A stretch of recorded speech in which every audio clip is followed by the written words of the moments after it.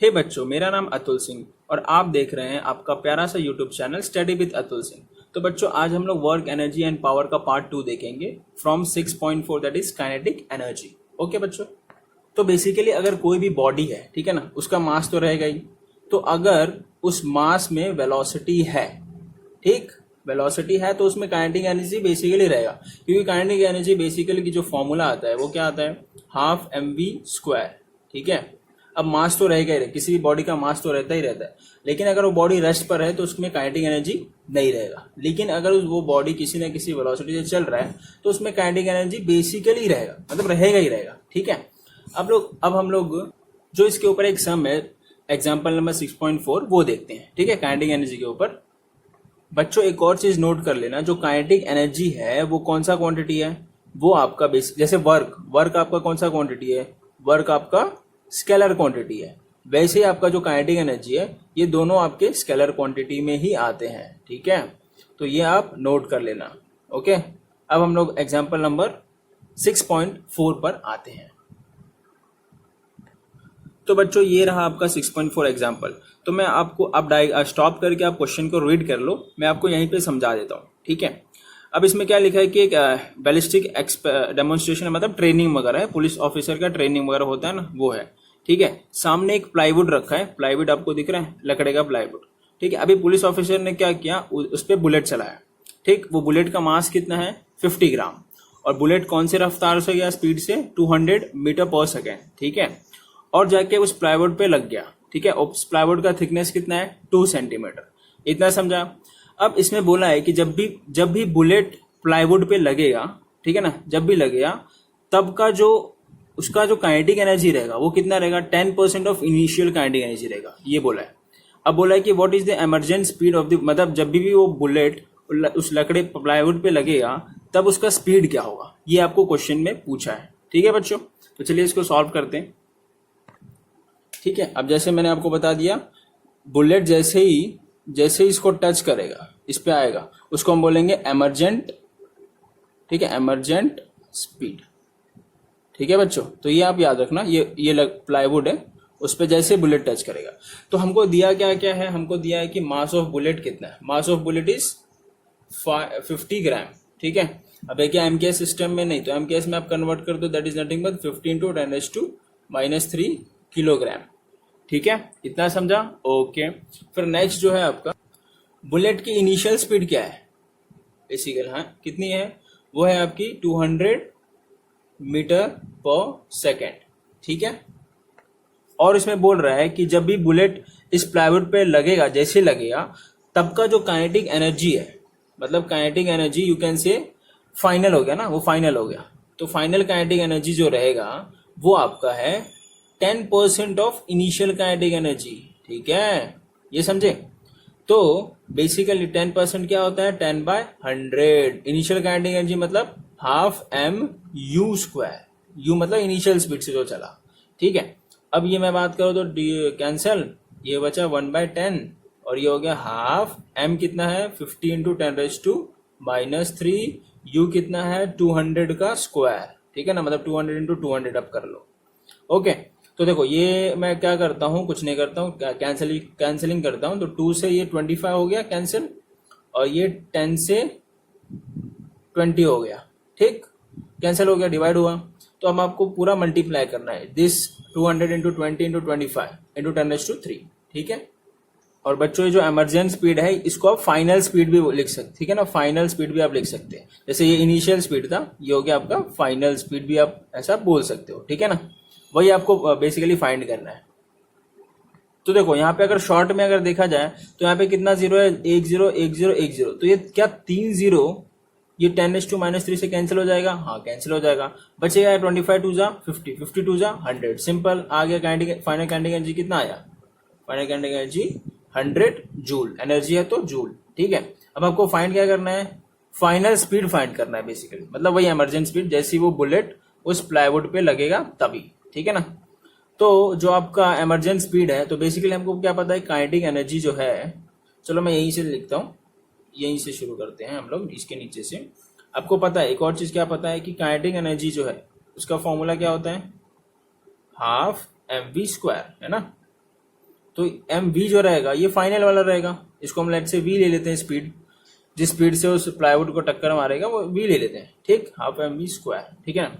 अब आपको final kinetic energy पता है कितना है, 100 है ये, तो अभी हमने ऊपर निकाला, देखो ये रहा, ये हो गया हाफ, और एम आपको पता है कितना है, M is 15 to 10⁻³ into V square, ठीक, इतना समझ गया, समझा, ठीक है। अब मैं क्या करता हूँ, कैंसिल करता हूँ, ये हो गया 225 जा, ठीक है बच्चों।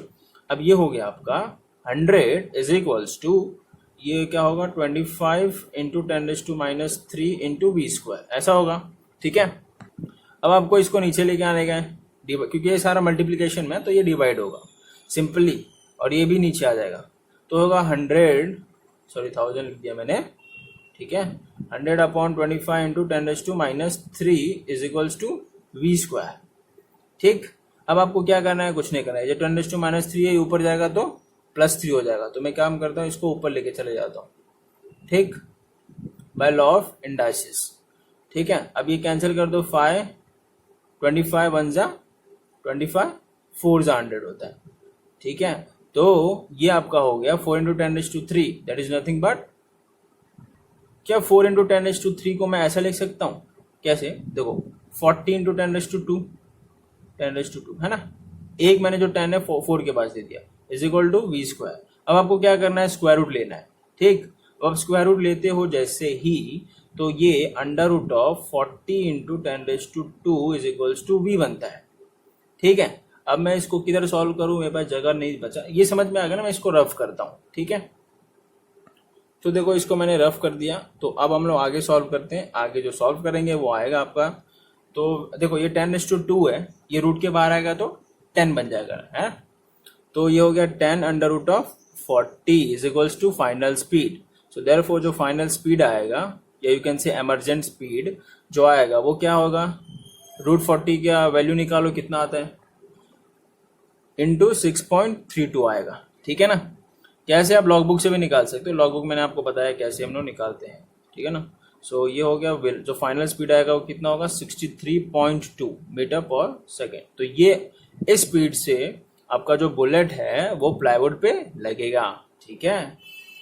अब देखो बच्चों, इसमें इनिशियल स्पीड कितना था, 200 मीटर पर सेकेंड था, और फाइनली जब प्लाईवुड पे बुलेट लगा तो कितना हो गया, 63.2, मतलब देखो कितना कम हो गया, है ना, फाइनल स्पीड। ओके चलिए, अब हम लोग 6.5 टॉपिक पे आते हैं, that is work done by variable force.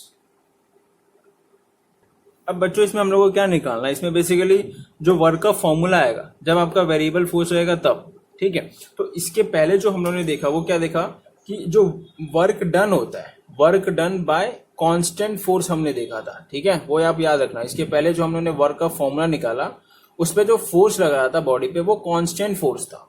तो उसके क्या क्या फॉर्मूला आए थे, जो वर्क डन आया था वो क्या आया था, F into F dot, you can से FS या FD कॉस थीटा, जो भी है, आपको डिस्प्लेसमेंट को D लेना है या फिर S लेना है, आप S लो या D लो, मैं D लेता हूँ, ठीक है ना, डिस्प्लेसमेंट को। तो FD कॉस थीटा आया था, या फिर फोर्स इंटू डिस्प्लेसमेंट, वेक्टर में लिखा जाए तो F.D, ये आया था, है ना। तो इस पे जो फोर्स लग रहा था ना बच्चों, ये क्या था आपका, ये कांस्टेंट फोर्स था, ठीक। अब हम लोग पढ़ने जा रहे हैं कि वेरिएबल फोर्स। तो ये कांस्टेंट फोर्स मतलब क्या, ये इसकी मैं बात कर रहा हूं। तो इस पे आपका बॉडी पे अगर सपोज इस पोजीशन पे 10 न्यूटन लग रहा है, तो यहाँ पे भी सेम फोर्स लग रहा था 10 न्यूटन, अगर बॉडी यहाँ पे भी आया तो भी सेम फोर्स 10 न्यूटन। तो ये होगा आपके कांस्टेंट फोर्स लग रहा है बॉडी पे। लेकिन अब हम लोग जो पढ़ेंगे दैट इज वेरिएबल फोर्स, इसमें क्या रहेगा, बेसिकली बॉडी आपका यहाँ पर है तो सपोज 10 न्यूटन लग रहा है, ठीक। अब बॉडी यहाँ पर आया तो यहाँ पे कितना लग गया, 12 न्यूटन, मतलब देखो फोर्स चेंज हो गया, तो कांस्टेंट नहीं रहा। अब बॉडी यहाँ पे आ गया तो सपोज 6 न्यूटन लग गया, तो फोर्स कम हो गया, मतलब फोर्स आपका चेंज होते रहेगा, तो इसको हम बोलेंगे वेरिएबल फोर्स, ठीक है। तो हम इसका फॉर्मूला निकालेंगे कि इसमें जो वर्क डन का फॉर्मूला आएगा वो क्या आएगा, ठीक है बच्चों। तो ये आप याद रखना, ये जो वर्क डन का फॉर्मूला था ये कांस्टेंट फोर्स के लिए था, ठीक है। अब हम लोग वेरिएबल फोर्स का निकालने वाले हैं वर्क डन। तो बच्चों इसके पहले एक चीज आपको नोट करना है, क्या नोट करना है, कि अगर मुझे 2 ग्राफ दिया है, ठीक, ग्राफ किसका रहेगा, एक तो फोर्स का ग्राफ रहेगा, दूसरा डिस्प्लेसमेंट, मतलब फोर्स वर्सेस डिस्प्लेसमेंट रहेगा। तो आपको पता है कि फोर्स इंटू डिस्प्लेसमेंट क्या आता है, वर्क आता है, ठीक है ना। तो यहाँ पे मैंने डिस्प्लेसमेंट को x लिया है, ठीक है। मैं कभी s लेता हूँ, कभी d लेता हूँ, जैसा आपके टेस्ट में दिया रहता है उसके हिसाब से ले रहा हूँ, ठीक है। हम लोग डिस्प्लेसमेंट को कभी x लेते हैं, कभी d लेते हैं, कभी s लेते हैं डिस्प्लेसमेंट को, तो ऐसा हम लोग कोई बात नहीं, लेकिन आपको समझ में आना चाहिए सबको हम लोग डिस्प्लेसमेंट ही लेते हैं, ठीक है ना। तो देखो यहाँ पे अगर मैंने क्या बोल रहा था कि कभी भी अगर फोर्स वर्सेस डिस्प्लेसमेंट का ग्राफ अगर दिया है तो उसके अंदर का जो भी, सपोज मैं बात करूं इस पार्ट की, ये जो एरिया कवर होगा, ठीक, ये जो एरिया कवर होगा वो हमेशा क्या होगा, वो हमेशा वर्क होगा, ठीक है ना। तो ये आपको नोट कर लेना है कि फोर्स वर्सेस डिस्प्लेसमेंट में जो भी एरिया कवर होता है वो आपको क्या होता है, वर्क डन होता है, ठीक है ना। तो ये चीज आप पहले नोट कर लो, फिर हम आगे बढ़ते हैं। तो जैसा कि बच्चों ये आप देख सकते हो, ये फोर्स वर्सेस डिस्प्लेसमेंट का ग्राफ है, ठीक। अब यहाँ पे आप देख सकते हो ग्राफ के हिसाब से, तो अगर मैं बात करूँ सपोज मैं बोलता हूँ ये आपका यहाँ पे 1 रहेगा, यहाँ पे 2 रहेगा, ये ले लो 3 ले लो, 4 ले लो, 5 ले लो, 6 ले लो, 7 ले लो, ठीक, सॉरी 5 ले लिया वापस मैंने, 7 ले लो। तो अगर मैं बात करूँ इस पॉइंट की, तो इस पॉइंट पे आप देख सकते हो कि जो फोर्स है वो समथिंग 2.5 है और डिस्प्लेसमेंट 2 है। अब आप इस पॉइंट पे देखो, इस पॉइंट पे क्या होता है कि फोर्स ज्यादा हो गया है ना, तो डिस्प्लेसमेंट भी बढ़ गया आपका, सीधी सी बात है 3 हो गया, तो इसका मतलब फोर्स चेंज हो गया। पहले फोर्स 2.5 था, फिर फोर्स आपका 3 हो गया, या 3.5 ले लो जो भी है ना। तो फोर्स यहाँ पे चेंज हो रहा है। तो ये जो ग्राफ है बच्चों, ये ग्राफ किसका है, ये वेरिएबल फोर्स का ग्राफ है, ठीक है ना। इसका वेरिएबल फोर्स मतलब ये फोर्स चेंज होते जा रहा है हर पॉइंट पे। इस पॉइंट पे देखोगे तो फोर्स कितना है 4.5, अरे ज्यादा हो गया, तो डिस्प्लेसमेंट भी बढ़ेगा। डिस्प्लेसमेंट तो आपका बढ़ते रहेगा कम होते रहेगा, वो डिपेंड करता है कितना फोर्स लग रहा है, ठीक है बच्चों। तो अब इस पॉइंट पे देखो, अब इस पॉइंट पे नहीं, डिस्प्लेसमेंट तो जनरली हम देखेंगे तो बढ़ ही रहा है वैसे, ठीक है। तो लेकिन फोर्स तो आपका चेंज हो रहा है ना, फोर्स आपका वेरिएबल है। तो अब हम क्या बात करेंगे, अब हम किसी भी एक पार्ट को ले लेते हैं, ठीक, किसी भी एक पार्ट को ले लेते हैं। तो अभी मैं क्या करता हूँ, नीचे का ये रफ करता हूँ, या ठीक है, नहीं, नीचे का रफ मत करना, ठीक है ना। आप ऐसा रफ वगैरह मत करो, जैसा आप नोट करो वैसा मैं नोट करो, ठीक है। तो देखो अगर मैं बात करूं कि मेरा इनिशियल जो डिस्प्लेसमेंट था, ये सपोज ये है, ठीक, मैं उसके नीचे लेके समझा देता हूँ। सपोज ये इनिशियल डिस्प्लेसमेंट है, स्टार्ट यहाँ से हुआ है, और जो मेरा फाइनल डिस्प्लेसमेंट है वो ये वाला है, ठीक। वही मैं रफ करके वही एक्सएफ लिखने वाला था, लेकिन जान तो इसमें एग्जांपल लेके मैं समझा देता हूँ, ठीक है। ये सपोज आपका फाइनल डिस्प्लेसमेंट है, ओके। तो अगर आप चेंज इन डिस्प्लेसमेंट देखो, चेंज इन मतलब 7 - 2, ठीक है। चेंज इन डिस्प्लेसमेंट क्या होगा, 7 - 2 दैट इज नथिंग बट 5 होगा, ठीक। तो अगर मैं बात करूं डेल्टा एक्स, इसको हम क्या बोलेंगे, change in displacement that is nothing but x f minus x i, final displacement minus initial displacement. तो इस कंडीशन में कितना आता है, 7 - 2 दैट इज नथिंग बट 5, ठीक। लेकिन वही अगर ये डेल्टा एक्स टेंड्स टू 0 रहा, 0 मतलब क्या कि दोनों के बीच का जो डिफरेंस है वो कम रहेगा। आप क्या बोल सकते हो, मैं सिर्फ ये 2 पॉइंट की बात कर सकता हूँ, ठीक है ना। मतलब मैं सपोज लेता हूँ इनिशियल इसको लेता हूँ और फाइनल इसको लेता हूँ, ठीक। तो अब फाइनल हो गया यहाँ पे 5 हो गया, और इनिशियल कितना है 4, तो 5 - 4 1, मतलब वो 0 की तरफ जा रहा है ना, 1 हो गया ना, मतलब 0 की तरफ वो जा ही रहा है। अगर आपका क्या बोलते हैं, अगर उधर ही मैंने ले लिया, जिस पॉइंट पे मैंने इनिशियल लिया उसी पॉइंट पे मैंने फाइनल ले लिया, तो सीधी सी बात है 4 - 4 तो 0 हो जाएगा, मतलब डेल्टा एक्स टेंड्स टू 0 हो जाएगा।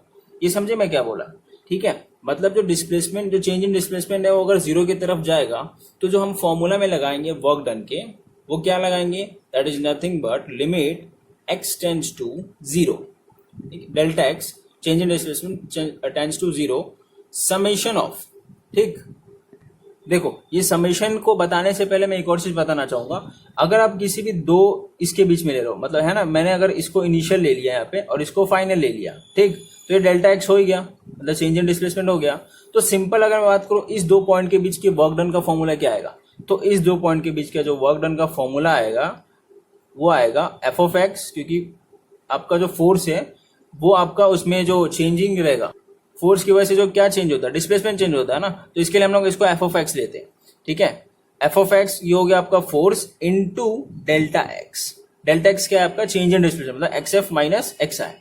तो ये जो फॉर्मूला मैं लाया, ये आपके छोटे से डिस्प्लेसमेंट के लिए क्या है, डेल्टा एक्स। अब छोटा सा डिस्प्लेसमेंट नहीं है ना, चेंज इन डिस्प्लेसमेंट, ये यहाँ पे 1 ही आता है। देखो 5 - 4 करो आपका 1 ही आता है, मतलब डेल्टा एक्स यहाँ पे कुछ नहीं, 1 आता है, तो छोटा सा ही चेंज इन डिस्प्लेसमेंट है। तो इसके लिए जो फॉर्मूला बनता है वो ये बनता है, तो ये चीज आप पहले नोट कर लो। उसके बाद आपको अभी क्या करना है कि हर एक का मतलब ये जो यहां से लेके यहां तक का कवर करना है पूरा, आप समझ गए। तो पूरा कवर करने के लिए मुझे पूरे इससे यहां तक, इससे यहां तक, इससे यहां तक, इससे यहां तक, इससे यहां तक, ठीक है, मतलब सबको आपको ऐड करना पड़ेगा, इतना प्लस इतना प्लस इतना प्लस इतना प्लस इतना, सबको ऐड करना पड़ेगा, है ना। तो उसको हम लोग क्या लिखते हैं, समेशन लिखते हैं, समझ गए। ओके, तो समेशन कहां से कहां तक, एक्स आई इनिशियल डिस्प्लेसमेंट से फाइनल डिस्प्लेसमेंट तक, एफ ऑफ एक्स, मतलब ये हो गया फोर्स चेंज की, फोर्स की वजह से क्या चेंज होता है, एक्स, इसके हम लोग एफ ऑफ एक्स लेते हैं, into delta x. Delta x आपका क्या हो गया, वही चेंज इन डिस्प्लेसमेंट, ठीक है। और इस चीज को हम लोग फाइनली क्या लिखते हैं, ठीक है, जब मुझे लिमिट हटाना रहता है तो इस फाइनली हम लोग क्या लेंगे, इंटीग्रेट कर देंगे, ठीक है। इंटीग्रेट कहां से कहां तक करेंगे, इनिशियल डिस्प्लेसमेंट से फाइनल डिस्प्लेसमेंट तक, F of x into d x ले लेंगे, क्योंकि ये चेंज इन डिस्प्लेसमेंट यहाँ पे कम है ना, टेंस टू 0 है, बहुत कम है, तो इसके लिए हम लोग यहाँ पे डी एक्स ले लेते हैं, समझे आप। ओके, तो जो फाइनली वर्क डन का जो फॉर्मूला बनता है, फाइनली जो वर्क डन का फॉर्मूला बनेगा किसका, वेरिएबल फोर्स का, वो ये बनेगा। तो ये वेरी वेरी इंपॉर्टेंट फॉर्मूला, ठीक है ना, वेरी वेरी इंपॉर्टेंट फॉर्मूला, ठीक है। तो ये जो फॉर्मूला बनेगा इससे हम लोग क्या बोलेंगे कि ये पूरा एरिया इसमें कवर हो जाएगा, पूरा, ठीक, पूरा ये सब कवर हो जाएगा, फ्रॉम एक्स आई से लेके एफ आई तक, ये पूरा इसमें एरिया कवर हो जाएगा। हम लोग किसी भी 2 पर्टिकुलर पॉइंट की बात नहीं करेंगे, हम लोग पूरा जहां से स्टार्ट हुआ है और जहां पे खत्म हुआ है उस पूरे एरिया की बात करेंगे। तो ये जो पूरा एरिया यहाँ पे कवर होगा, ये पूरा एरिया क्या होगा, ये वर्क डन होगा, ठीक है ना। उसको हम लोग इंटीग्रेट करके निकालेंगे, ठीक है। तो ये चीज आप नोट कर लेना, work done by variable force आपका आता है integration F of x into d x, ठीक है ना। डी एक्स आपका कोई भी small amount of area, small आपका चेंज इन डिस्प्लेसमेंट रहना चाहिए, जैसे मैंने यहाँ से यहाँ तक लिया था ना, तो स्मॉल ही लिया था, ठीक है। और इंटीग्रेट करना है आपका जहां से लेके इनिशियल से लेके फाइनल डिस्प्लेसमेंट तक, तो ये आपको नोट करना है। जैसे हमारा उसमें क्या वर्क डन क्या था, फोर्स इंटू डिस्प्लेसमेंट था ना, एफ एस, हम लोग एक्स ही ले लो यहाँ पे, ठीक है ना, इस कंडीशन में एक्स ही ले लो, ठीक है, डिस्प्लेसमेंट। तो यही हो गया, बस इसको हमको इंटीग्रेट करना और कुछ नहीं। हर पॉइंट पे फोर्स अलग रहेगा तो हर पॉइंट पे डिस्प्लेसमेंट भी है, तो चेंज होता रहेगा ना, कभी कम कभी ज्यादा, तो इसके हिसाब से हमको इंटीग्रेट करना पड़ेगा, ठीक है। तो ये चीज आप वेरी वेरी इंपॉर्टेंट है, आप नोट कर लो।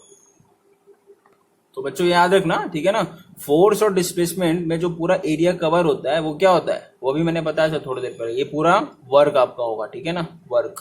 और उसको हम लोग अगर मैथमेटिकल फॉर्म में बोले तो ये होगा मैथमेटिकल फॉर्म, ये ग्राफिकल फॉर्म हो गया, ये मैथमेटिकल फॉर्म हो गया, ठीक है। अब इसको यूज करके हम लोग एक सम देख लेते हैं, एग्जाम्पल नंबर 6.5, ठीक है बच्चों। तो बच्चों ये वाला 6.5 एग्जाम्पल है, ठीक है। मैं इसको आपको इस पे समझा देता हूँ, बोर्ड पे समझा देता हूँ, ठीक है। तो ये आप चाहिए तो आपके पास टेक्स्ट बुक हो तो क्वेश्चन रीड कर लेना, ओके। तो चलिए 6.5 शुरू करते हैं। तो इसमें कैसा है कि एक वुमन है, ठीक है, वो रेलवे ट्रैक पर चल रही है, एक वुमन है वो रेलवे ट्रैक पर चल रही है। तो रेलवे ट्रैक पर वो क्या लेके चल रही है, वो ट्रंक जैसे यू कैन से बक्सा वगैरह होता है ना, सपोज वो बक्सा आगे, ऐसा बक्सा है वो, ठीक है। रेलवे ट्रैक बोल रहा हूँ, सॉरी, रेलवे प्लेटफॉर्म पे, ठीक है, ट्रैक पे गलती से बोल दिया, प्लेटफॉर्म आपको देखा होगा ना, ये प्लेटफॉर्म पे तो चढ़ती हो रेलवे प्लेटफॉर्म पे, तो प्लेटफॉर्म पे वो चल रही है वो वुमन, ठीक है। तो अब क्या होता है, ये आपका वो बक्सा है, ठीक है ना, इसको हम बोलेंगे ट्रंक का बोल दो, ठीक। तो अब वो कितना फोर्स लगाती है, फिलहाल जो उसका फोर्स है वो कितना है, 100 न्यूटन स्टार्टिंग में, ओके। तो जैसे ही वो आगे बक्सा लेके जाती है वो 10 मीटर तक चलती है, मतलब सपोज यहां से लेके यहां तक 10 मीटर तक वो चलेगी, ये सपोज ये 0 से स्टार्ट किया, 10 मीटर तक वो चलेगी, ठीक है, इतना समझा। तो अब क्या होगा, वो जैसे ही 10 मीटर पे बक्सा लेके आएगी उसके बाद से जो फोर्स लगेगा इस पर वो डिक्रीज होने लगेगा, ठीक है ना, मतलब 100 न्यूटन से कम होने लगेगा, ठीक है ना, यू कैन से कम डिक्रीज होने लगेगा, ठीक है। तो जैसे वो 10 मीटर पे आई वो 100 न्यूटन से फोर्स वो कम देगी, तो वो 20 मीटर तक वो आएगी, ठीक है, फाइनल डेस्टिनेशन 20 मीटर तक वो बक्सा लेके आएगी। तो जैसे ही 20 मीटर पर आएगी उस समय पे जो फोर्स लगा रही होगी वो वुमेन, वो कितना रहेगा, वो 50 न्यूटन रहेगा, ठीक है ना। जैसे 100 से वो 50 तक चली गई, डिस्टेंस कितना कवर किया उसने, 0 से लेके 20 मीटर तक किया, ठीक है। और उसमें क्या क्या है, जैसे वो 20 मीटर पर आई, ठीक, तब वो स्टॉप हो गई वहां पर, तो उस समय पे फोर्स कितना लग रहा था, वो कितना लगा रही थी 50 न्यूटन। तो क्या उस समय पे फ्रिक्शनल फोर्स भी लगेगा, इस तरफ लगेगा कि नहीं लगेगा, इस तरफ फ्रिक्शन फोर्स लगेगा ना, है ना, तभी तो बक्सा रुकेगा, वरना रुकता क्यों। तो इस तरफ जो फ्रिक्शन फोर्स लगेगा वो कितना लगेगा 50 न्यूटन, ठीक है। तो ये समझा आपको अपोजिट फ्रिक्शन फोर्स लगेगा, ठीक है। तो अपोजिट फ्रिक्शन फोर्स आपका 50 न्यूटन लगेगा। अब क्या बोला है क्वेश्चन में कि आपको ग्राफ प्लॉट करना है, एक तो जो फोर्स लगा रही है और ये फ्रिक्शनल फोर्स जो लग रहा है, स्मॉल एफ में लेता हूँ फ्रिक्शनल फोर्स को, ठीक है। तो इन दोनों का हम लोग को ग्राफ प्लॉट करना है और विथ इसके साथ डिस्टेंस डिस्प्लेसमेंट के साथ, ठीक है। और हमको क्या निकालना है, वर्क डन निकालना है। किसका वर्क डन, ड्यू टू ये वाला फोर्स जो फोर्स लगा रही है फ्रॉम 100 न्यूटन से 50 न्यूटन तक, और आपका फ्रिक्शन फोर्स का, मतलब दोनों फोर्स का आपको वर्क डन निकालना है, वो जो फोर्स लगा रही है और जो फ्रिक्शन फोर्स की वजह से वर्क डन होगा, ठीक है। ये समझा, ये क्वेश्चन समझा, ओके। तो जरा हम सॉल्व करते हैं इस चीज को। तो बच्चों हम लोग ग्राफ बनाते हैं पहले। तो इसका ये फोर्स हो गया जो वो दे रही है ऊपर वाला, और ये हो गया फ्रिक्शनल फोर्स नीचे का, ठीक है। तो देखो फोर्स पहले आपका उसने कितना लगाया था, 100 न्यूटन फोर्स लगाया था। कितने डिस्टेंस से लगाया था, डिस्टेंस 10 न्यूटन तक लगाया था, ठीक है ना, सॉरी 10 मीटर तक लगाया था, 0 से स्टार्ट हुआ था, ओके। अब उसके बाद क्या हुआ कि अब सपोज ये 10 न्यूटन है, तो ये बीच का रहेगा कुछ 15 न्यूटन। अब उसने क्या किया कि 50 न्यूटन तक उसने फोर्स उसका डिक्रीज होते गया है। तो जैसे वो 50 न्यूटन तक फोर्स उसका 50 न्यूटन तक पहुंचा, उसका जो डिस्प्लेसमेंट था कौन से डिस्प्लेसमेंट में था, उस थी वो 20 मीटर पर, ठीक है ना। तो ये समझ गया आपको, ओके। तो ऊपर का डायग्राम तो आपको समझ में आ गया, ठीक है। अब आपको क्या करना है, फ्रिक्शन फोर्स का भी देखना है। तो फ्रिक्शन फोर्स कब लगेगा, जब से बक्सा, फ्रिक्शन फोर्स वैसे लग ही रहा था लेकिन वो कम ही लग रहा था, क्योंकि बक्सा तो चल रहा था ना। जब बक्सा चल रहा था तो फ्रिक्शन फोर्स उस पर जो लग रहा था वो कैंसिल हो जा रहा था, ठीक है ना, ठीक है, उसको ओवरकम कर दे रहा था। तो जैसे ही बक्सा रुका 50 न्यूटन पर, तो फ्रिक्शन फोर्स भी उस वक्त लग रहा था, कितना लग रहा था, -50 न्यूटन, क्योंकि नीचे का एक्सेस होता है माइनस, क्योंकि ऑपोजिट में प्लस ऑपोजिट में भी लग रहा था ना, तो सीधी सी बात है हम लोग माइनस ही लेंगे। तो वो कौन से डिस्टेंस पे लगा, वो 20 मीटर पे लगा, ठीक है। तो आप बोल सकते हो ये चीज। अब आपको एरिया कवर देखना है कि एरिया जो कवर कर रहा है उसके हिसाब से वर्क डन निकलेगा। तो आपको एरिया जो है, ये फोर्स और ये डिस्प्लेसमेंट का टोटल जो एरिया है, एक तो ये पूरा रहेगा वर्क डन, ठीक, और ये भी रहेगा, इसको मैं ऐसे डॉट डॉट कर देता हूँ, ये भी एरिया रहेगा, ठीक है। तो टोटल आपको ये पूरा एरिया निकालना पड़ेगा, तो आपका वर्क डन आएगा इस फोर्स की वजह से, जो फोर्स लगा रही थी, और फ्रिक्शन फोर्स की वजह से कौन सा वर्क डन मिलेगा, ये पूरा एरिया, इस पूरा एरिया का, ठीक है ना, ये पूरा रेक्टेंगल दिख रहा है ना उसका। ये समझा मैंने क्या बोला, ठीक है भाई, समझ गया। तो देखो अभी हम लोग क्या करेंगे, नेमिंग करते हैं इस चीज का। मार्कर से करता, तो मैं नेमिंग दूसरे मार्कर से करता हूँ, ठीक है।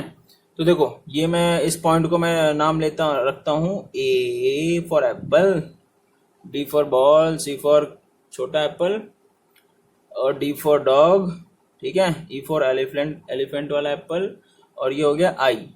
और इस पॉइंट को क्या नाम रखूं, इस पॉइंट को भी नाम रखना है यार, जी रख देते हैं, इसको एच रख देते हैं, ठीक, ठीक है ना। यहाँ पे एक पॉइंट हो गया, ये पॉइंट हो गया, ये पॉइंट हो गया, ये पॉइंट हो गया, ये पॉइंट हो गया, ये पॉइंट हो गया, मतलब यहाँ पे इतने सारे पॉइंट हो गए आपके, ठीक है।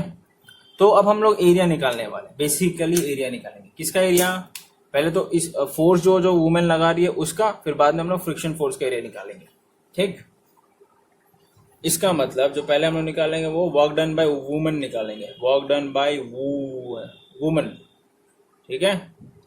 चलो भाई, तो वर्क डन बाय वुमेन आपका क्या आएगा, कुछ नहीं आएगा, बेसिकली क्या आएगा, एरिया। तो पहले जो रहेगा वो area under A B C D plus area under ये वाला सी ई आई डी ले लो, सी आई डी, ठीक है ना, सी डी आई ई ले लो, सी डी आई ई, ये समझ गया। तो इन दोनों को ऐड करेंगे तो हमारा वर्क डन बाय वुमेन मिलेगा, ठीक। चलो भाई, तो एरिया अंडर एबीसीडी, तो ये आपका जो एरिया रहेगा वो बेसिकली रेक्टेंगल है, ठीक है ना, स्क्वायर नहीं है, रेक्टेंगल, क्योंकि ये 100 है और ये 10 है, तो स्क्वायर बिल्कुल नहीं हो सकता। अगर ये 10 लेता तो स्क्वायर ही रहता, ठीक है ना। तो बेसिकली ये रेक्टेंगल है। तो एरिया ऑफ रेक्टेंगल भाई क्या होता है, लेंथ इनटू ब्रेथ, ठीक है।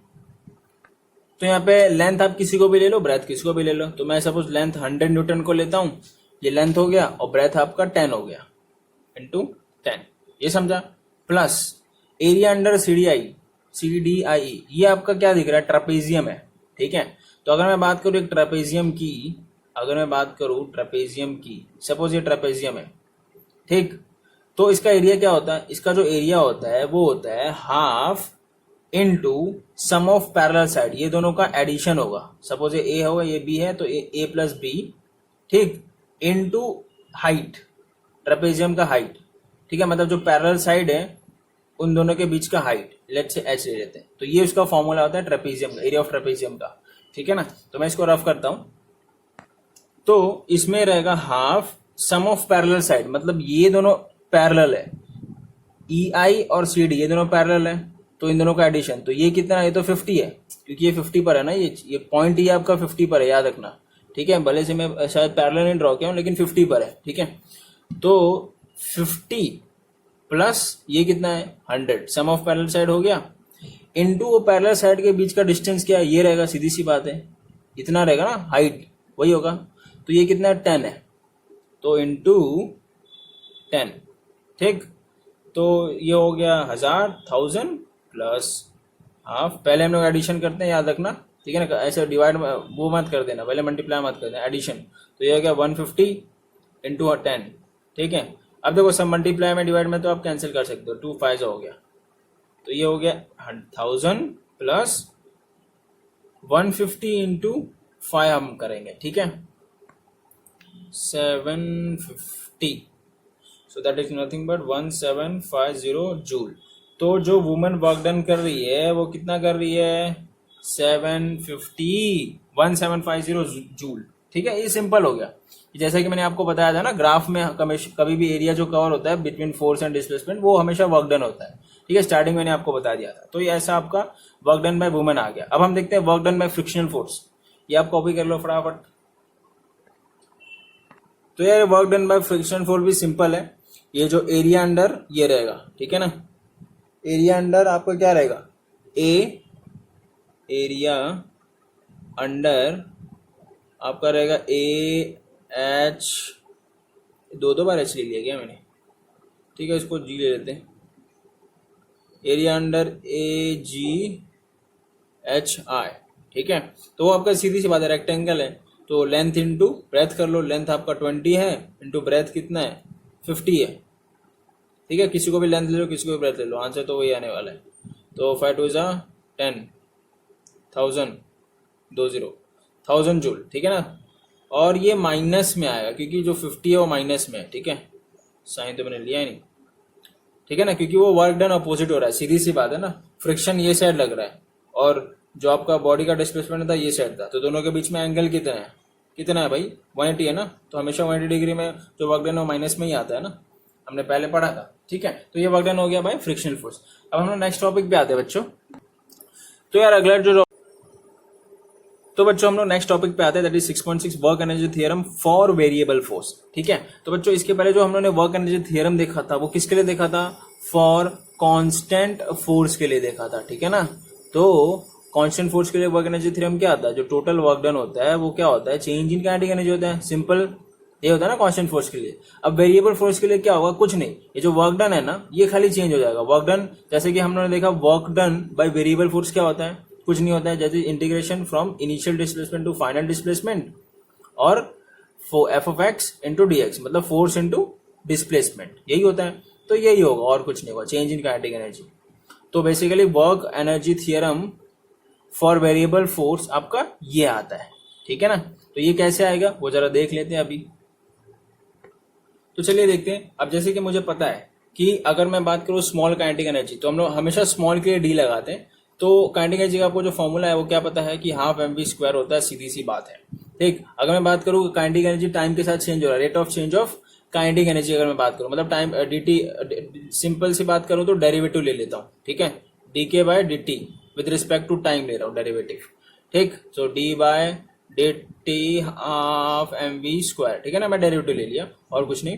तो देखो क्या होता है कि हाफ तो कांस्टेंट टर्म है और mv कांस्टेंट है, क्योंकि कोई भी बॉडी जो किसी वेलोसिटी के साथ चल रहा है तो उसका मास तो चेंज होना नहीं है, नहीं होगा, है ना। तो आपका मास कांस्टेंट ही रहेगा, तो हाफ एम आपका बाहर में ले लेता हूँ, ठीक, और डेरिवेटिव ऑफ वी स्क्वायर हो गया, ठीक है। तो हाफ एम तो हाफ एम है, डेरिवेटिव ऑफ वी स्क्वायर क्या होता है, डेरिवेटिव ऑफ वी स्क्वायर जो होता है बच्चों वो होता है 2v, ठीक, और फिर वापस डेरिवेटिव ऑफ v होगा, याद रखना डेरिवेटिव हम लोग वापस v का करेंगे, ठीक है ना, क्योंकि v का डेरिवेटिव थोड़ी ना ऐसे ही रह जाएगा, v का वापस डेरिवेटिव होगा, क्योंकि वेलोसिटी चेंज होता रहता है ना, काइनेटिक एनर्जी अगर चेंज होगा तो सीधी सी बात है वेलोसिटी भी चेंज हो रहा है, ठीक है, वेलोसिटी चेंज हो रहा है तो काइनेटिक एनर्जी भी चेंज हो रहा है, काइनेटिक एनर्जी चेंज होता है तो वेलोसिटी चेंज हो रहा है, याद रखना, वाइस वर्सा। तो चलो ठीक है, अब ये देखो 2 गेला कैंसिल हो गया, ठीक है, तो ये हो गया mv, और dv/dt होता है, क्या होता है, rate of change of velocity क्या होता है, एक्सेलरेशन होता है, ठीक है। तो क्या मैं इस चीज को ऐसा लिख सकता हूँ ma/v, ठीक, तो ये आपका क्या आता है, ये आपका dk/dt, ठीक है। तो अब देखो आगे क्या आता है, आगे कुछ नहीं, ये जो है बाय न्यूटन सेकेंड लॉ क्या आता है, बाय न्यूटन सेकेंड लॉ ये आता है आपका फोर्स, ठीक है ना, force F is equals to ma, तो ये dk/dt हो गया आपका, क्या हो गया, ये हो जाएगा F इंटू वी, ठीक है बच्चों। अब देखो इसके बाद आप स्टेप लिखना, इसके बाद क्या लिखोगे, मैं यहीं पे स्टेप आप उसके नीचे लिखना, ठीक है ना, मैं यहीं पे रफ करके बताता हूँ। वी क्या होता है, वेलोसिटी होता है, वेलोसिटी क्या होता है, रेट ऑफ चेंज ऑफ क्या, डिस्प्लेसमेंट। तो क्या मैं इसको v को dx/dt लिख सकता हूँ, हाँ लिख सकता हूँ, यहाँ पे dt यहाँ पे dt कैंसिल हो गया, तो आपका बचेगा dk is equals to f dx, ठीक है। अब बच्चों आपको क्या करना है कि इंटीग्रेट करना है दोनों साइड, ठीक है ना, इंटीग्रेट करना है कि जो बॉडी चल रहा है ना, वो पहले कोई ना कोई डिस्प्लेसमेंट पे रहेगा, एक्स आई सपोज, फिर फाइनल डिस्प्लेसमेंट उसका एक्स एफ रहेगा, ठीक है। तो इस पॉइंट पे कुछ ना कुछ उसका काइनेटिक एनर्जी होगा, और इस पॉइंट पे कुछ ना कुछ तो काइनेटिक एनर्जी होगा, ठीक, क्योंकि वेरिएबल फोर्स है ना, वेरिएबल फोर्स है तो सीधी सी बात है वेलोसिटी यहाँ पे भी नहीं सेम रहेगा, ना तो यहाँ पे सेम रहेगा, ना तो काइनेटिक एनर्जी यहाँ पे सेम रहेगा, ना तो यहाँ पे काइनेटिक एनर्जी सेम रहेगा, ठीक है। तो हम लोग क्या करेंगे, हम इंटीग्रेट करेंगे, ठीक है, इंटीग्रेट करेंगे, ओके, कहां से कहां तक, काइनेटिक एनर्जी के लिए काइनेटिक एनर्जी इनिशियल से काइनेटिक एनर्जी फाइनल तक, के एफ, फाइनल काइनेटिक एनर्जी तक, मतलब इस पॉइंट पे इनिशियल काइनेटिक एनर्जी रहेगा, इस पॉइंट पे फाइनल काइनेटिक एनर्जी रहेगा, तो यहां से यहां तक हम लोग इंटीग्रेट करेंगे, ठीक है।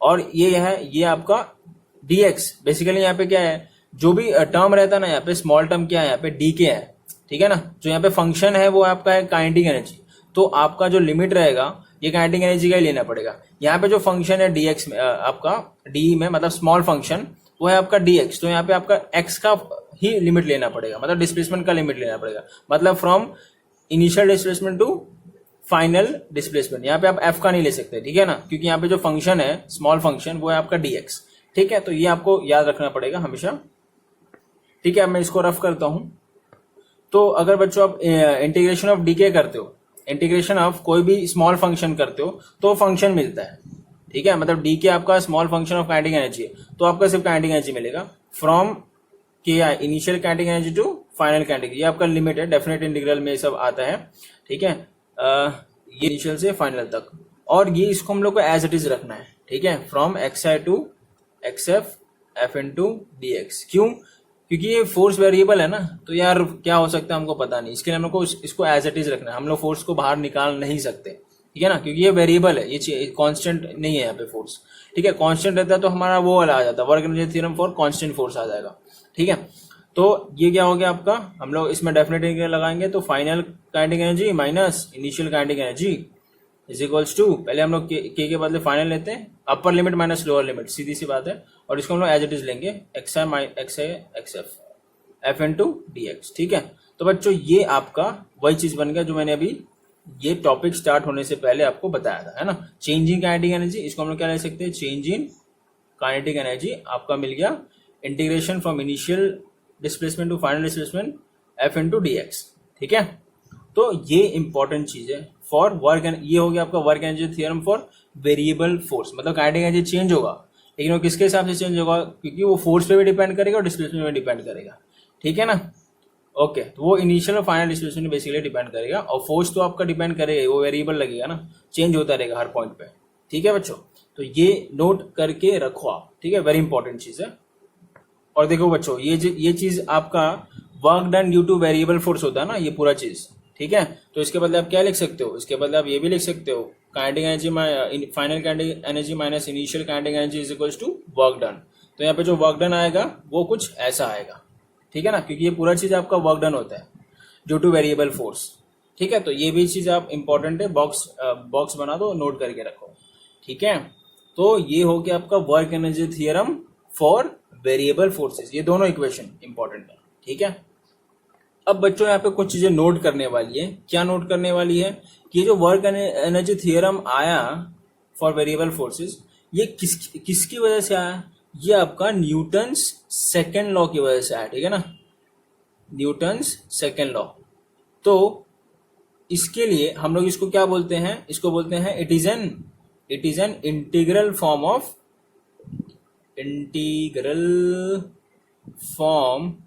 Of Newton's second law. ठीक है, तो ये भी आप नोट करके रखना, क्योंकि हम लोगों ने न्यूटन सेकेंड लॉ यहाँ पे लगाया था ना, तभी तो ये एफ आया था। एफ हम लोगों ने एम ए के बदले एफ लिया था। ठीक है, इसके लिए तो it is an integral form of Newton's second law. तो ये चीज आप नोट करके रखना। ठीक, और बच्चों क्या नोट करके रखोगे कि ये जो वर्क एनर्जी थियरम है, ठीक, इसमें आपका जो न्यूटन्स सेकेंड लॉ है, न्यूटन्स मैं क्या लिखूं, सिर्फ एन ही लिखता हूं। न्यूटन्स सेकेंड लॉ जो है वो आपका एक वेक्टर, अगर मैं 2 और 3 डायमेंशन की बात करूं, ठीक है ना, 2 एक्सिस या 3 एक्सिस की बात करूं, तो ये एक वेक्टर क्वांटिटी है। ठीक है, न्यूटन सेकेंड लॉ। लेकिन अगर मैं वर्क एनर्जी थियरम की बात करूं, ये जो था आपका W theorem, work energy theorem, ये एक स्केलर क्वांटिटी है। ठीक है ना, ये आपका स्केलर है और ये वेक्टर है, न्यूटन सेकेंड लॉ। तो ये चीज आपको नोट करके रखना है बच्चों। ठीक है, अब बच्चों हम लोग चलते हैं एग्जांपल नंबर 6.6 पर, वो फाइनल एग्जांपल होगा फिर आज के लिए बस। तो बच्चों ये आपका क्वेश्चन रहा एग्जांपल 6.6। इसको आप चाहिए तो आप रीड कर लो स्टॉप करके, या फिर आपके पास टेक्स्ट बुक रहेगा तो रीड कर लेना, क्योंकि मैं इसको बोर्ड पे समझा देता हूँ। ठीक है, तो बच्चों इसमें क्या बोला है कि एक ब्लॉक है। ठीक है ना, यहाँ पे मैं आपको समझाने के लिए सिर्फ बता रहा हूँ। ये एक ब्लॉक है, ये सपोज कुछ मास का है। ठीक, वो हॉरिजॉन्टल सरफेस पे एक स्पीड पे मूव कर रहा है। ठीक है ना, हॉरिजॉन्टल सरफेस पे एक स्पीड, जो स्पीड है आपका इनिशियल स्पीड, ठीक है, वो कितना स्पीड है 2 मीटर पर सेकेंड। और उस ब्लॉक का मास कितना है? इस ब्लॉक का मास है आपका 1 kg। स्क्रीन का रेजोल्यूशन नहीं था, ठीक है, अभी सही हो गया। तो देखो, हाँ, तो मैं बोल रहा था कि एक जो ब्लॉक है वो एक मास का है, उसका मास कितना है 1 kg का है। वो इनिशियल स्पीड से चल रहा है हॉरिजॉन्टल सरफेस पे, उसका इनिशियल स्पीड कितना है 2 मीटर पर सेकेंड। ठीक है, अब वो क्या होता है कि एक रफ पैच के अंदर चला जाता है। ठीक, अब जो रफ पैच है ना, वो समझ लो आपका कोई स्पंज ले लो। ठीक है ना, मैं एग्जांपल के लिए रख रहा हूँ, ये समझ लो एक स्पंज के अंदर वो चला जाता है बॉक्स। ठीक है, लेकिन आपका रफ पैच जिसमें दिया हुआ है। ठीक, अब ये जो रफ पैच है उसका जो डिस्प्लेसमेंट होता है, तो इस पॉइंट पे जो डिस्प्लेसमेंट है उसका 0.01 है। ठीक, ओके, मतलब उसका रेंज है बेसिकली यहां से लेके यहां तक, और ये आखिरी रेंज इसका कितना है? इसका रेंज है 2.01 मीटर। ठीक है, तो ये समझ लो x इनिशियल है, इनिशियल डिस्प्लेसमेंट बोल सकते हो, x1 ले लो और ले लो x2।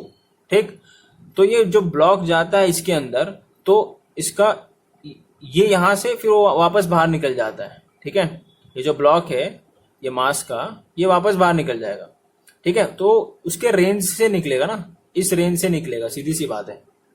अब सीधी सी बात है, जो ब्लॉक के जब ये रफ पैच के अंदर जाएगा, RP लिखता हूँ, रफ पैच, तो फ्रिक्शन उसको रोकेगा। ये रफ पैच का जो भी फ्रिक्शनल फोर्स रहेगा उस ब्लॉक को रोकेगा।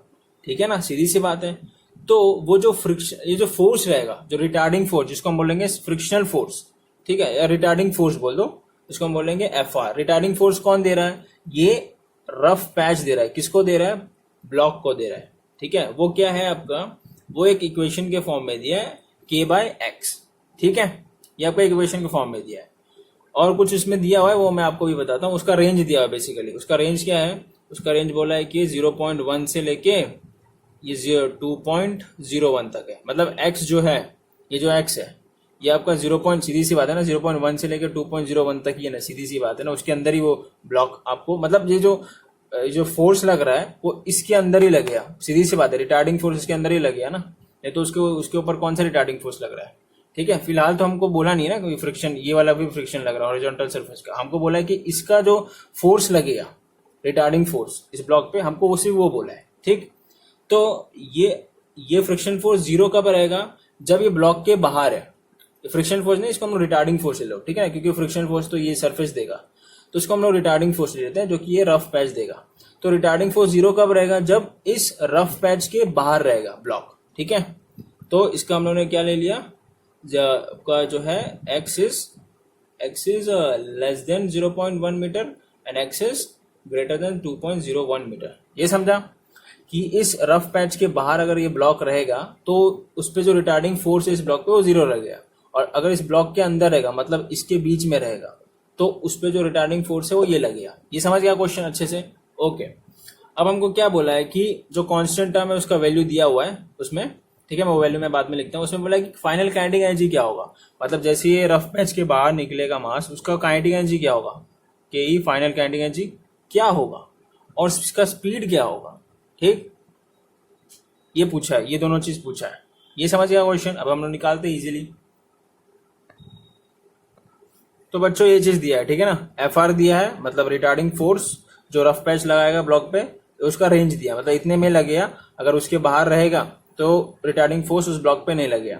और इनिशियल जो है मतलब ये 0.1 है, ठीक है ना, जहां से रिटार्डिंग फोर्स लगना स्टार्ट होगा वो 0.1 है, और जहां पे खत्म होगा वो है 2.01।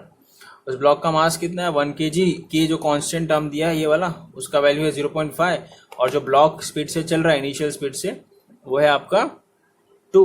और फाइंड क्या करना है, kinetic energy, final kinetic energy और फाइनल वेलोसिटी फाइंड करना है, ठीक है, ये दो चीज फाइंड करना। चलिए फाइंड करते, कुछ है नहीं इसमें ज्यादा, ठीक है, ये क्वेश्चन है, ओके जी। तो देखो हमको पता है, हमको क्या पता है, हमने अभी देखा था कि जो आपका ये देखा था ना, वह वेरिएबल फोर्स है ना, क्योंकि ये वेरिएबल फोर्स ही है, सीधी सी बात है। फोर्स आपका रिटार्डिंग फोर्स लगे या तो वेरिएबल फोर्स ही लगे उस ब्लॉक पे, ठीक है ना। इनिशियल स्पीड से तो ये चल रहा है, लेकिन जैसे रफ पैच में घुसेगा उस पे उसका फोर्स कम हो जाएगा ब्लॉक का, तो ये आपका वेरिएबल फोर्स बन गया। तो वेरिएबल फोर्स के अकॉर्डिंग टू वेरिएबल फोर्स क्या ये फॉर्मूला था, एफ ऑफ एक्स मतलब ये फोर्स है, ये बेसिकली एफ ऑफ एक्स मतलब फोर्स है, retarding force into d x, क्या ठीक है, यही था, ओके यही था। सो मैं इसको यहाँ पर देयरफॉर ले लेता हूँ, देयरफॉर सो ये के एफ, अब क्या निकालना है, के एफ मतलब kinetic energy, final kinetic energy, K F is final kinetic energy, ठीक है। तो ये हो जाएगा, यहाँ पे आएगा तो प्लस में हो जाएगा, प्लस, अब मैं क्या करता हूँ एक्स आई का जो वैल्यू है ना ले लेता हूँ 0.1 और ये है 2.01, ठीक, यहाँ से लेके यहाँ तक। एफ आर की वैल्यू है -k/x, ठीक है, और dx तो dx ही रहेगा, ठीक है, ओके ओके भाई। तो अब हम क्या करेंगे, के आई दिया है, इनिशियल काइनेटिक एनर्जी नहीं दिया ना, फॉर्मूला तो दिया अपने को पता है ना, half mv², V I initial kinetic energy का स्क्वायर, ठीक है। इंटीग्रेशन फ्रॉम 0 to 1 करेंगे, 2.01 ये हो गया, ये हो गया -k। तो बच्चों k की जो वैल्यू है वो कितनी है, -0, k की वैल्यू है 0.5, बट हम माइनस लेंगे क्योंकि इसके आगे माइनस दिया है, क्वेश्चन में ही दिया है, ठीक है ना। ये हो गया आपका x, ठीक। अब हम क्या करेंगे, हम के एफ निकाल रहे हैं फिलहाल तो इसमें फॉर्मूला में कुछ लगाना है आपको, m आपको 1 दिया है, वी आई आपका 2 दिया है, 2 का स्क्वायर, प्लस देखो ये तो -0.5 कांस्टेंट है, तो ये माइनस प्लस माइनस हो जाएगा, ये माइनस प्लस माइनस हो जाएगा, ठीक है। ये हो गया इंटीग्रेशन कहाँ से लेके कहाँ तक, 0.1 से 2.01, ठीक है, 1/x dx, ठीक है बच्चों। अब के एफ जो आएगा आपका फाइनल काइनेटिक एनर्जी, 2 स्क्वायर 4, 2 2 4, 2 बचेगा सिर्फ यहाँ पर, ठीक है, माइनस, अब देखो ध्यान से, इसमें 0.5 नहीं लिखा क्या, हाँ इस चीज में 0.5 नहीं लिखा मैं, ठीक है, ये 0.5 लिखना भी जरूरी है, मैंने आगे लिख दिया है, ठीक है। तो 0.5, ओके। अब देखो ध्यान से जरा देखना बच्चों, ये जो 1/x का इंटीग्रेशन होता है वो पता है क्या होता है, log x। तो इसके लिए इंटीग्रेशन का फॉर्मूला बच्चों आपको आना चाहिए, ठीक है। वो आपका जो फॉर्मूला होगा integration of 1/x with respect to dx, ठीक है ना, क्योंकि इसका जो फंक्शन है स्मॉल फंक्शन है उसके अंदर उसका फंक्शन है, तो इसके लिए हम लोग इसका इंटीग्रेशन करेंगे, ठीक है। तो 1/x का इंटीग्रेशन होता है, मैंने क्या बताया, log ऑफ x होता है, ठीक है ना, log mod x होता है, बेसिकली मॉड मैं नहीं ले रहा हूँ, सिर्फ log x ले रहा हूँ, ठीक। अब देखो बच्चों क्या होता है कि log यहाँ पे टू द बेस ई होता है, कि मैंने आपको शायद कोई तो लेक्चर में बताया था, log to the base E to the base 10। हाँ, how to use log book for physics numericals वाले में बताया था, ठीक है ना, फिजिक्स एंड केमिस्ट्री। तो उसमें मैंने बताया कि log E to the base E to the base 10 क्या होता है, ठीक है। सिंपली मैं बताया था, ज़्यादा डिटेल में नहीं बताया था, ठीक। तो अब हम क्या करेंगे, देखो बच्चों, जो आपका लॉग बुक रहता है ना, हमेशा याद रखना, जो लॉग बुक रहता है वो आपका लॉग टू द बेस 10 में दिया रहता है। लेकिन यहाँ पे जो इंटीग्रेशन आप कर रहे हो वो आपका किस में आया, लॉग टू द बेस ई में आया, ठीक है ना। तो आपको लॉग बुक से लॉग निकालना है, सीधी सी बात है। तो आपको क्या करना पड़ेगा, आपको लॉग ई को लॉग टू द बेस 10 में कन्वर्ट करना पड़ेगा, ठीक है। तो वो कन्वर्ट कैसे होता है, जरा ध्यान से देख लो। जो लॉग टू द बेस ई होता है, ठीक है, log to the base E, suppose यहाँ पे कोई नंबर ले लो, यहाँ पे एक्स दिया ना, तो वही ले लेते हैं, एक्स है, ठीक है। अब आप इसको टू द बेस 10 में कन्वर्ट कर रहे हो, तो मुझे कुछ नहीं करना, मुझे क्या करना है, सिर्फ 2.303 को मल्टीप्लाई कर देना है, ये अपने आप कन्वर्ट हो गया 10 में, समझे। तो ये चीज आप नोट करके रख लो, वेरी वेरी इंपॉर्टेंट, ठीक है ना, very very important. To the base e को टू द बेस 10 में कन्वर्ट करना है, तो बस 2.303 मल्टीप्लाई कर देना है, और कुछ भी नहीं करना है, ठीक है बच्चों। इस चीज को मैं रफ करता हूं अभी, तो ठीक है। यहाँ पे log x आ गया, उसका लिमिट तो है ना यार, सीधी सी बात है। लिमिट इसका क्या है, इसका जो लिमिट है वो है आपका 0.1 से 2.01 तक, ठीक। तो हम क्या करेंगे, अब हम 2 माइनस 0.5 तो एज इट इज है।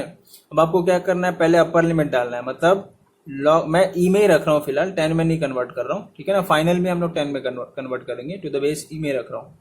2.01 minus log of 0.1 to the base c, ठीक, ये हो गया। अब देखो, एक लॉग की प्रॉपर्टी है, ठीक है, लॉग की प्रॉपर्टी है, मैंने how to use log book for physics numericals में बताया है, ठीक है ना। वापस आपको बता देता हूँ कि जब log of A minus log of B होता है, बीच में माइनस है, तो जो लॉग की प्रॉपर्टी है वो क्या बनती है, log A divide by B, ये बन जाती है, ठीक है। तो इसका मतलब a डिवाइड बाय बी बन जाता है, अगर माइनस को हटाना है, इसका मतलब 2.01 डिवाइड बाय 0.1 हो जाएगा, है ना। तो ये प्रॉपर्टी भी आप नोट कर लेना, इंपॉर्टेंट प्रॉपर्टी है। अब मैं इस पूरे को यहाँ पे सॉल्व करता हूँ, ठीक है ना, इसको रफ कर देता हूँ। तो बच्चों, जैसा कि फाइनल काइनेटिक एनर्जी अपना आने ही वाला है, 2 माइनस 0.5, ठीक है। तो ये प्रॉपर्टी लगाते हैं, तो ये हो जाएगा लॉग टू द बेस, ये ऐसी रहेगा, 2.01 अपॉन 0.1 आ जाएगा, ठीक है ना, ओके। तो अब आपको क्या करना है, इन दोनों को डिवाइड करेंगे, सिंपली इंटू 10 कर दो, ये 1 हो जाएगा, मतलब 20.1 हो जाएगा, सिंपल है ना। मतलब मैं क्या बोला था, इंटू 10 कर दो, ठीक है। तो ये 1 हो जाएगा, ये 20.1 हो जाएगा। इसका मतलब ये कैसे आएगा, 2 minus 0.5 log to the base e, ये हो जाएगा 20.1, क्योंकि नीचे 1 हो जाएगा, तो 1 हम लोग डिवाइड, डिनोमीटर में 1 लिखना जरूरी तो है नहीं। अब हम लोग कन्वर्ट करेंगे 10 में, जो हम लोग बोले थे ना, टू द बेस 10। तो टू द बेस 10 में कन्वर्ट करने के लिए हमको क्या करना पड़ेगा, 2.303 मल्टीप्लाई करना पड़ेगा। टू द बेस 10 नंबर वही रहेगा 20.1, ठीक है। मतलब इस चीज से मैं इस चीज में आया, ठीक है ना, 2.303 मल्टीप्लाई कर दिया, और कुछ नहीं किया, जैसे कि मैंने अभी थोड़ी देर पहले आपको बताया, ठीक है। अब आप लॉग ऑफ 20.1 निकालो लॉग टेबल से। लॉग टेबल तो मैंने आपको सिखाया है, how to use log book आप जाके देख लेना, पूरा मैंने उसमें आपको बताया, ठीक है ना। 1-1.5 घंटे का कुछ वीडियो, उसमें हर एक चीज मैंने बता दिया है, ठीक है बच्चों।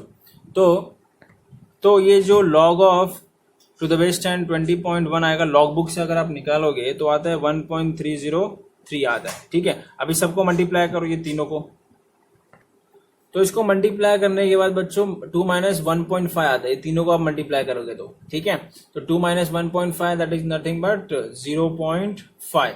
तो ये आपका क्या है, फाइनल काइनेटिक एनर्जी है 0.5 जूल, ठीक है। फाइनल काइनेटिक एनर्जी आ गया भाई, आ गया। अब आपको क्या निकालना है, अब आपको फाइनल वेलोसिटी निकालना है उस ब्लॉक का। हमें ये याद आ गया, अब हमें ये निकालना है, ठीक है। तो जैसा कि हमारा फाइनल काइनेटिक एनर्जी आ गया, तो आपको पता है कि फाइनल काइनेटिक एनर्जी का फॉर्मूला क्या होता है, हाफ mv², ठीक है ना। तो आपको फाइनल काइनेटिक एनर्जी आपको पता है 0.5 इज इक्वल्स टू 1/2, मास आपको पता है 1 है, और vf आपको नहीं पता है, तो 2 को आप इधर लेके आ जाओ, 0.2 into 0.5 into 2 will be 1, is equals to 1 into V F square करोगे तो वी एफ स्क्वायर ही आता है, ठीक है। तो taking square root V F under root of 1 क्या आता है, 1 ही आता है ना यार। तो V F will be, final velocity will be 1 metre per second, ठीक है। तो दोनों हमको मिल गया, ये भी मिल गया, ठीक है बच्चों। तो हम लोग ऐसे सॉल्व करेंगे, ठीक है ना। तो आपको बस फॉर्मूला आना चाहिए, जो आपने सीखा है वो चीज आपको आना चाहिए, बाकी तो आपको मिल जाएगा। और जो भी क्वेश्चन में क्या दिया है, मतलब गिवन क्या दिया है, ठीक है, आपको समझना पड़ेगा, उसके हिसाब से तो इजीली आ जाएगा। और आपको चीजें पता होनी चाहिए, जैसे फॉर्मूला, जैसे मैंने बताया कि ये वर्क, आपका वर्क एनर्जी थ्योरम का यहाँ पे फॉर्मूला लगा है ना, तो ये सब आपको मालूम होना चाहिए, ठीक है बच्चों। जैसा कि बच्चों आपको पता है एक वीडियो बनाने में यार 5 से 6 घंटा तो चला ही जाता है, मतलब अपलोड करने तक मैं बता रहा हूँ। तो बच्चों यार मैं चाहता हूँ कि आप यार मेरी सिर्फ इतना हेल्प करो कि आप शेयर करो, जितना हो सकता है अपने क्लासमेट्स के साथ शेयर करो, और उनको बोलो सब्सक्राइब करें, और आप भी सब्सक्राइब करो बच्चों, ठीक है, ताकि जल्दी से जल्दी हम लोग 1 लाख सब्सक्राइबर तक पहुंचे, ठीक है बच्चों। तो चलिए तब तक के लिए good bye, take care and जय हिंद।